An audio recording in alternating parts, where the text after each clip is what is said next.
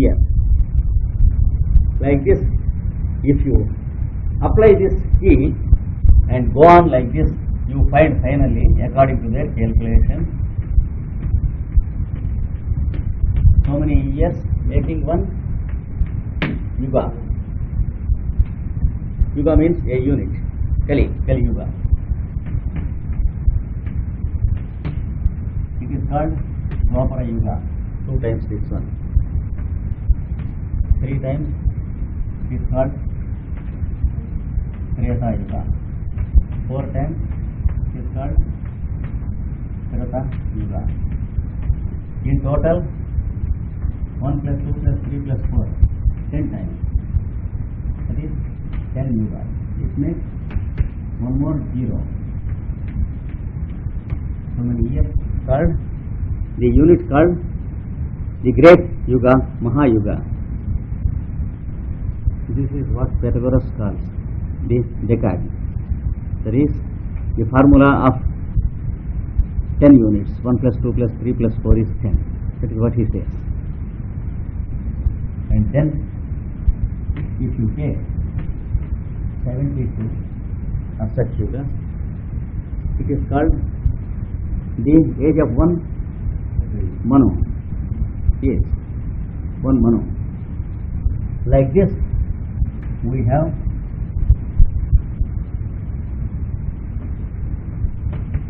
Manus.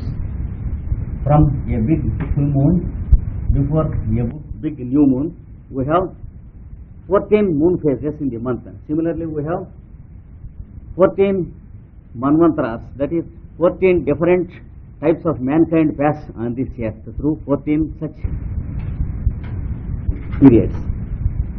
That is 432 into 72 into 14. That is, this is called a unit called a Manus period, or the period of one type of humanity on this earth, having 7 root races each and having sub root races each. Like that, we have 14 different humanities occurring on this earth, one after the other.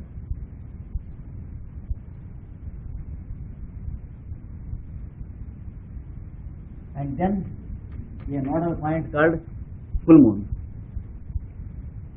That is the perfection humanity.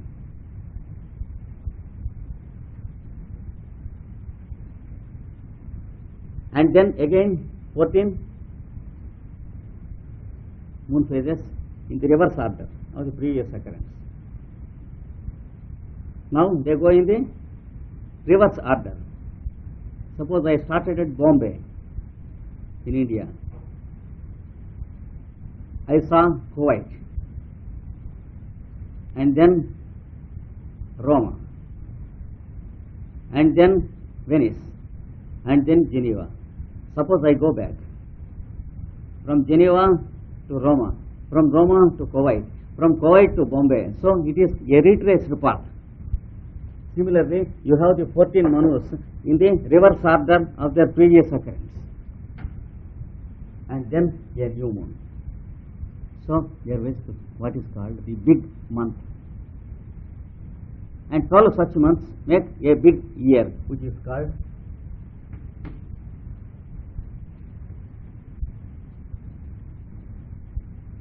so we have the day of Brahma. Here is Brahma, day of the Creator, and the night of the Creator, and the twilights of the creators. Like this, we have the formula. You will find these books in the scriptures. That is the application side of it, how to apply. For example, if you take the Mahabharata text or the Bhagavata, any one of these 18 Puranas, you have all these things, how to apply, etc. So we have to know a little about this second key and how to apply these things to the Vedic texts. That's why the Puranas are described as the keys to the Vedic texts.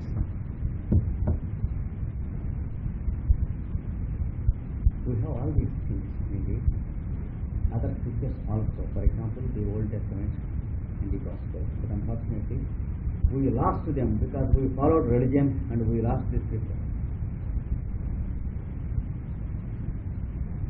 The priest or the bishop or the father asks us to believe what he says, not what is there in the scripture.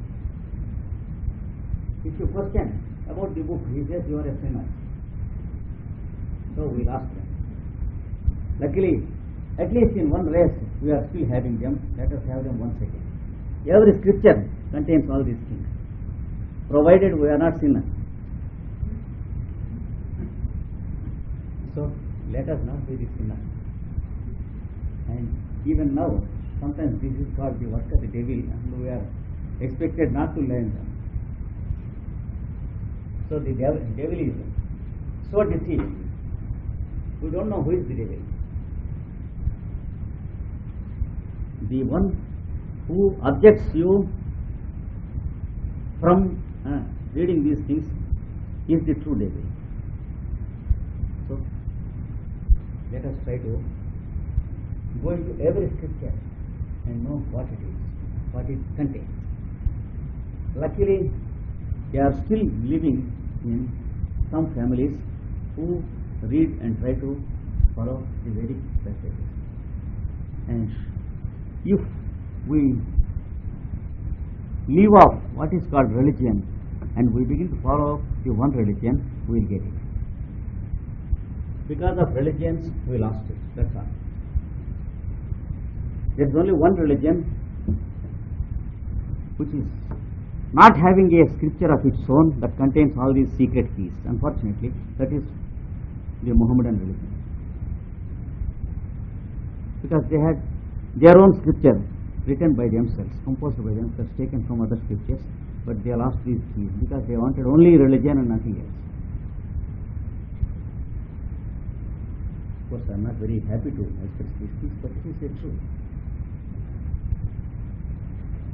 If you go to the ancient Egyptian, ancient Grecian, or the Buddhist, or the ancient Hebrew, all these things are exactly the same. They are there in every scripture. Except in the Muslim scripture, you will find them everywhere in every scripture.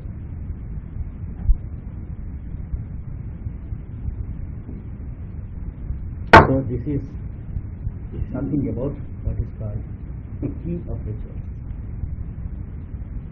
When we begin to know it and do it, we will fall in a line with the activity of nature, the action that is taking place in nature, which is too sacred. Because it is the activity of nature that makes a seed from a fruit, a tree from a seed, and a flower from a tree, a fruit from a tree. It is nature that does all these things. And it is nature that makes us live and makes us exist. What we call life and respiration and mind and consciousness, they are all the outcome of nature, and let us try to protect what nature has given us in the form of the body, the mind, senses, etc. Let us not play a foul game with them by using them as and when we like. Let us use them according to the pious intentions of nature and keep them pure and see that we follow the workings of the nature. For example, when there is hunger, nature is indicating us to eat. Let us eat only when we are hungry. Let us drink when we are thirsty. And let us sleep when we are sleeping. Let us work when we are in working mood. And let us play sex when it is season, just as the animals and the plants do. So we have to go back into nature.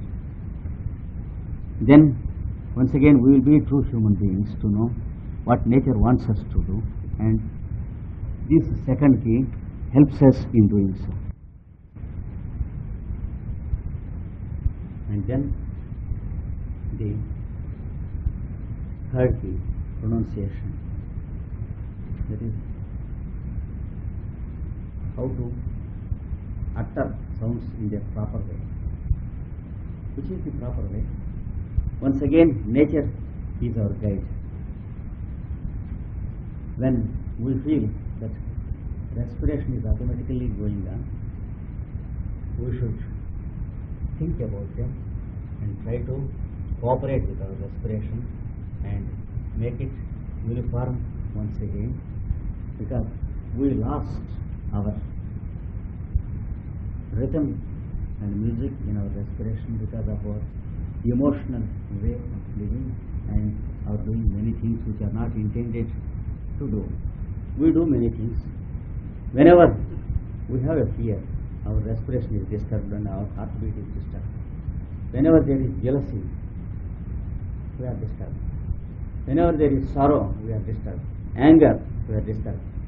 Many hundreds of things are there which we willfully do every day to disturb our respiration and heartbeat. Let us make it uniform, and then we will understand how sound is produced. So, we have to first meditate upon respiration. That's why Patanjali has specialized in this branch and gave it in the form of the science of breathing. That's the art of breathing, pranayama. It's not the smothering or it's not the shutting up in of breath, but the art of breathing, as the Tibetan calls it. We have to know the art of breathing and then know how the sound is produced and the difference between, if it is conscious, it is voice. If it is mechanical, it is noise, even though produced by the vocal cords.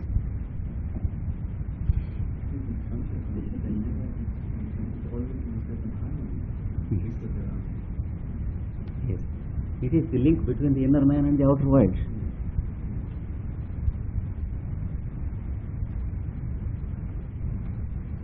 And then you have to practice, understand that there are three basic modulations in the voice of everyone. It has nothing to do with any language. Every human being has three basic modulations: the low, the high, and the normal. That's why the music of many nations represents these three things. First, the basic three modulations, and then each of the three, they have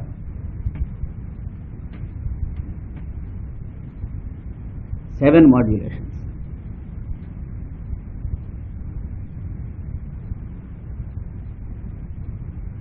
So, 21 modulations in total.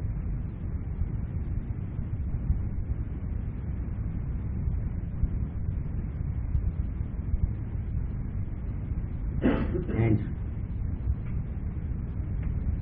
how you multiply these things in terms of time. That is,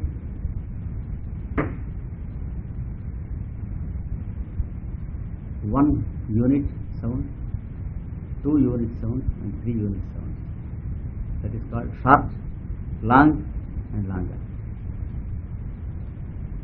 We have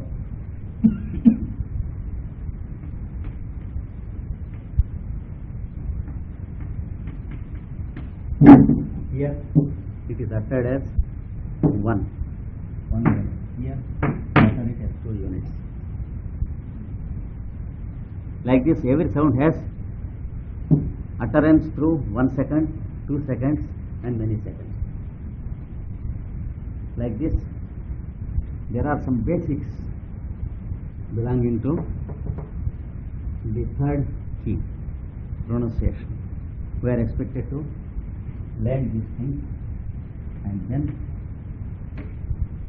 so many modulations and so many times sounds are multiplied by 2 again,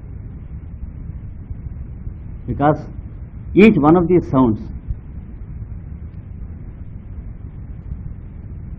can be produced nasal and non-nasal, 2 types.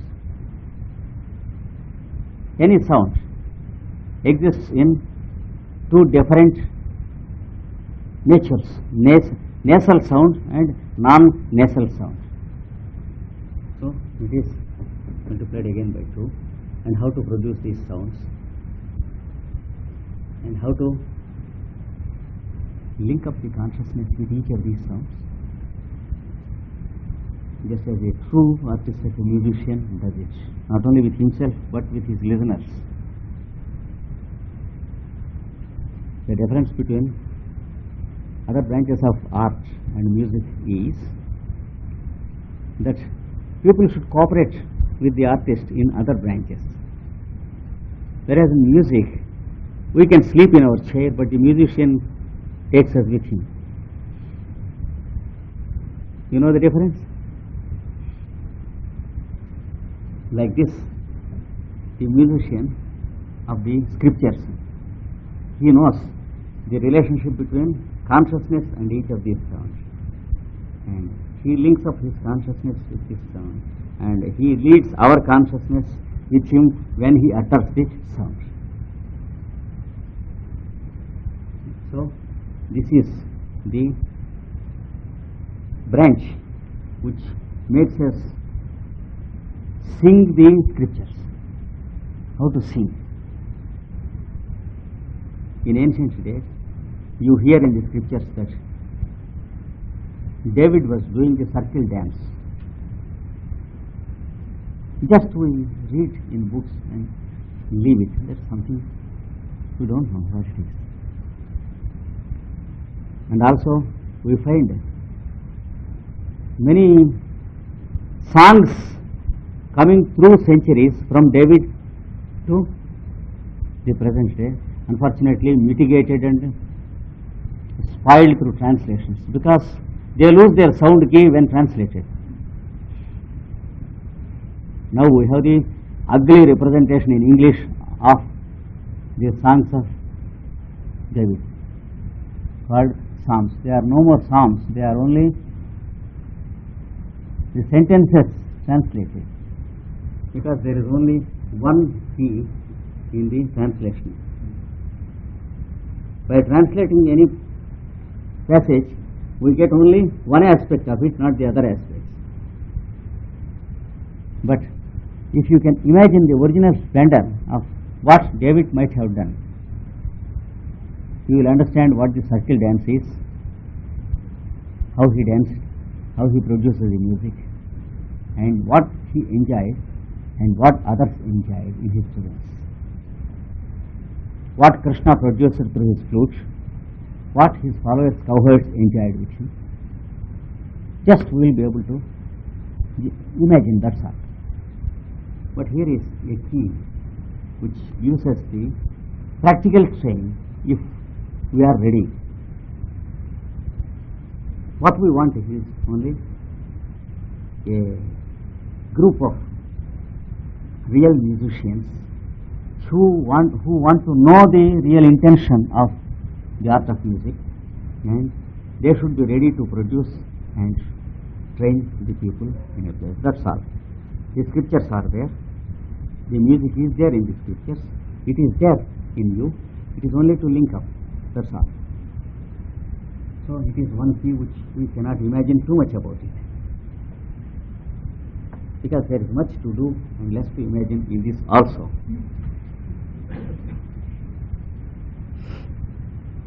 But you can feel the importance of it when you remember how you are affected by good music. Every one of us, we still know how we are affected by real music.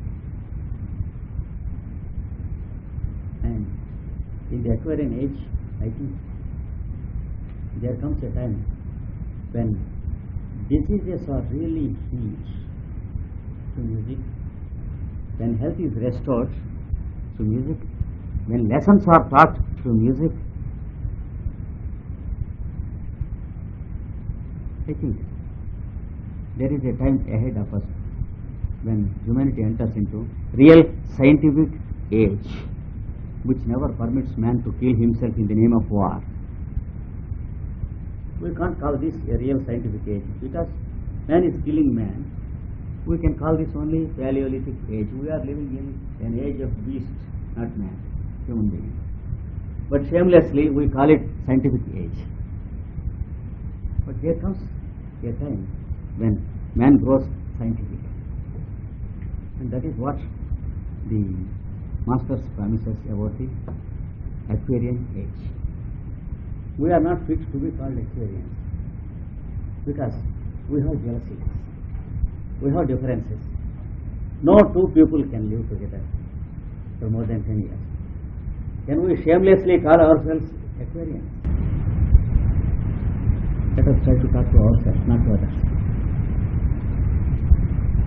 Let us think of, can we think of internationalism? Then I do not forget that I am an Indian and you are a Belgian, etc. When two people, husband and wife, when they themselves are not free from their own disturbances and rancors and quarrels, how can we think, we Indians and Belgians and Swiss, think of internationalism? It is too much for us to think that. Of course, shamelessly we talk of these things nowadays, but in future there will be a humanity who has the privilege to talk about these things. And these scriptures are still protected as a heritage for such a humanity, not to us much. Though we can enjoy a little about it, it's not for us, but for the real humanity of the scientific age that these scriptures are preserved. Let us try to prove our fitness by training our children and youngsters in the required way so that they may lead a life, proper life. So here we have a branch of science which uses the training how to pronounce and how to utter sound, how to think of it, how to enter into the sound, how to get the transformation and how to make the effect the same transformation for people who listen to the sound. That is what is called pronunciation. That is, in Sanskrit it is called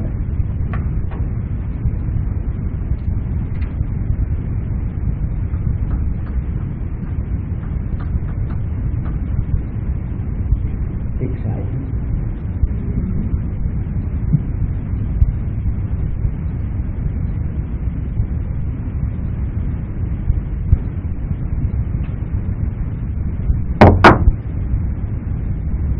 There is also the grammatical key. It is called the universal grammar, not English grammar or French grammar or Telugu grammar or Sanskrit grammar. It's called universal grammar.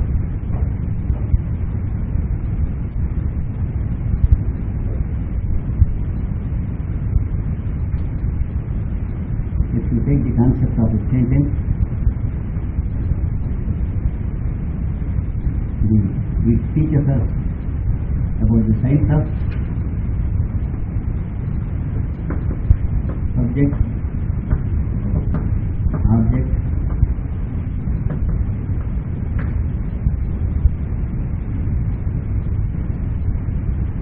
what is subject, what is object, what is predicate. Do they exist in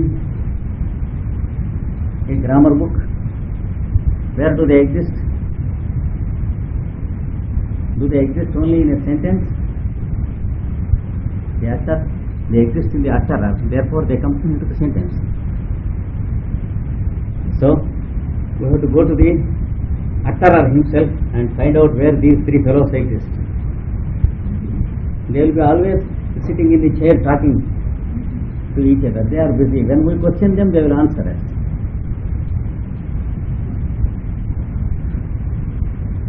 And the word Purusha means person. We have three persons here sitting, and we have also the first person second person, third person, where do they exist? This is what the grammar of the scriptures explains us. There are also three lords of time called the present, past and future. Where do they exist? We call them the tenses, the present tense, past tense and the future tense.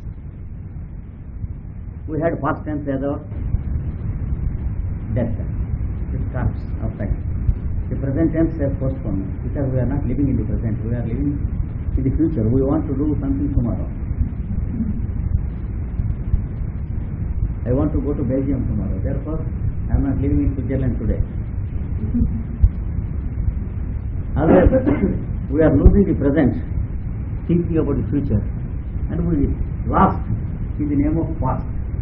I say, I was with my wife in India. That is past. So I am missing the present. I talk of either past or the future. A fool to miss the present always. We want to do something, so we don't live. When we want to do something, we are not in the present, therefore we are failing to live in the present. So this gives us an understanding of past, present and future. And how the various aspects of the grammar, that is, what is the difference between action and past tense. That is, a verb and a substantive, which we call noun, adjective, pronoun, numeral. This is different from this. What's the difference between the two? Before explaining these things, what's the good of asking the child reproduce grammar like a fool?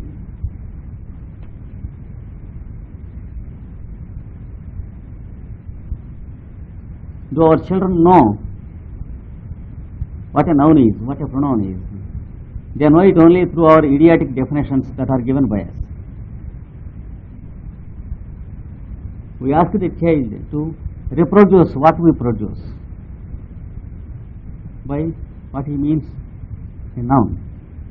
Can you tell me what is a noun? That means, can you reproduce my own definition? That's what we mean. So we are idiots in teaching grammar. We have a better way of teaching grammar, which is there in the Vedic branch called the grammatical application. Here, there are many interesting things to learn also. I'll give only one little example. For example,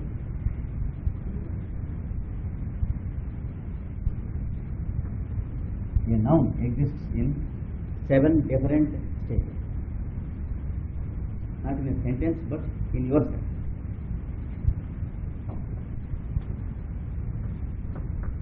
It is called the first stage, or what we call the nominative case, accusative case, called instrumental case.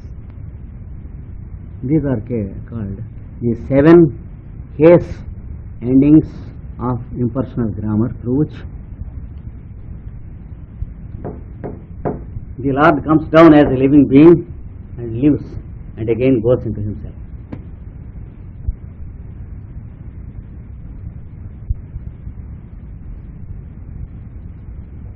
And how we feel their existence and how we use them in grammar will be described in this key.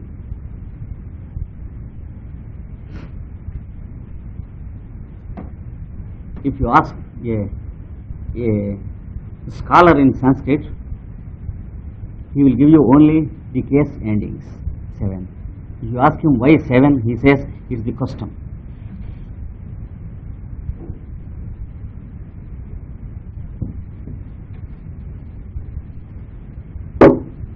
And these 7, exist in 3 each of the forms, because the singular is there, the dual number is there, the plural number is there in Sanskrit.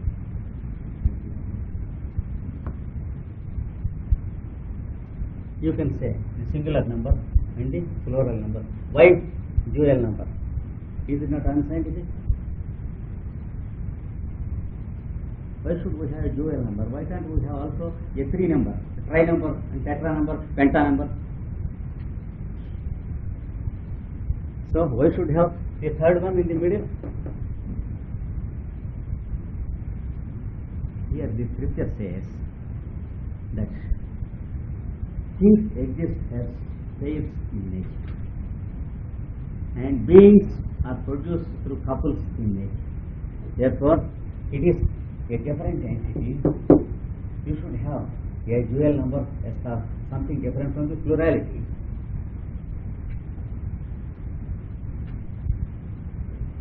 It's something very subtle, but just for the present moment it's enough.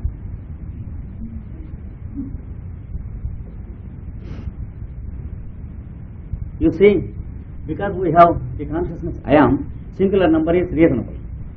Because we are many, plural number is reasonable. Because we have a mother and a father who produced us, not more than two. So we have this dual number. That's just only by way of example. So the real grammar has three numbers: the singular, the dual, and the plural. Not only two. So we have the 7 cases having 3 forms each. And then about the verb, if you take a verb, you have we have 3 tenses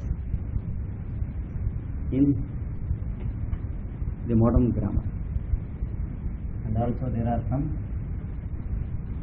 moods: imperative mood, indicative mood, etc. How many moods we have? I say I am moody.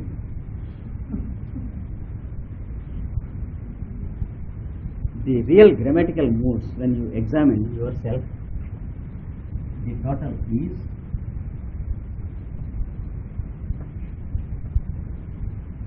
10, which we have no time to explain now. Each verb scientifically exists in numbers and moods put together 10. That is what the science of grammar of the Vedas teaches us. And each verb exists in 3 persons, that is first person, second person, third person. So we have 30 forms each.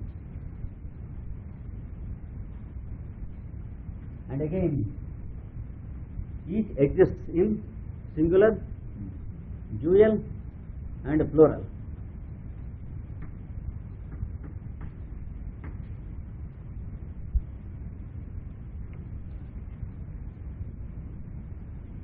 So according to the grammar of the scriptures, each root produces 90 verbs, 90 verbal forms, whereas each stem produces 21 substantive forms. Each stem, the base of a noun is called a stem, the base of verb is called a root.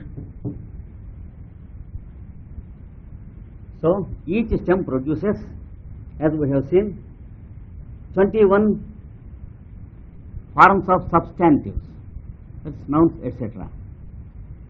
And each root produces 90 verbal forms. Am I clear? So you have 7 moon phases in each quadrant. You will find these 7 moon phases in the traditional calendar of India, which Kumar carries in his box wherever he goes. Every day he opens it and finds out which moon phase today is going on, because it is very important for us. We have to observe certain things on certain moon phases. Now you can say, okay, there are 7 moon phases, but what about this 90? Why should there be 90 degrees? Why can't we have 100 degrees, the kilo metric system? Why 90? Sometimes difficult for calculation. That's why we had the metric system, so that we may not have a difficulty in calculation. This has a higher law, a higher significance, which I will explain during these 10 days. Why there are 360 degrees and not 400 or 500 or 100 or 1000? Why this idiotic number 360? Why can't we have clean 100 degrees? Circle has 100 degrees. Of course, it takes some time. Therefore, we take 1 full week for the whole thing to explain. We have 90 degrees. That's why one of the passages in the scripture says, with 4 sectors each, Chaturbhis Sakam, that is with 4 sectors, Navatincha Namavihi, that is having 19 folds each. We have 4 sectors, each sector having 90 folds. We have the bundle of grammar and the bundle of astrology. The book of astrology and the book of grammar contains so many pages. That is what the passage, mystic passage, describes. It says the grammar book contains 4 divisions, chapters. Each chapter contains 90 pages, 90 lessons. That is how the grammar book contains, and that is how our astrology book contains. That is what it says. So you have a common import running on through all these keys. There is something in common between the meters, astrology and grammar. Like that, the background is always the same, and when you understand that the background is the same, you will understand that you are the background. That is called the 7th or the master key. Of course, there is one more key called the meaning, which I need not explain you. We all know it. We use the dictionaries and the lexicons and the encyclopedia. We know the etymological science, well developed in the modern days. I need not explain what meaning is, though there is a book in the ancient days called the Science of Meaning. That is, how to mean something when you speak, how to speak something exactly what you mean. There is a science. It is called the science of Nyaya in Sanskrit, especially. That means you should be able to mean what you speak exactly, and you should be able to speak what you mean exactly, and what is the relationship between your meaning and speaking. But for the present, let us postpone it, because we know something of meaning in the modern age. We know the meaning of every book, every sentence, every word, every lesson, and every novel we read. So it is one key. Like this, we have 6 different keys to approach the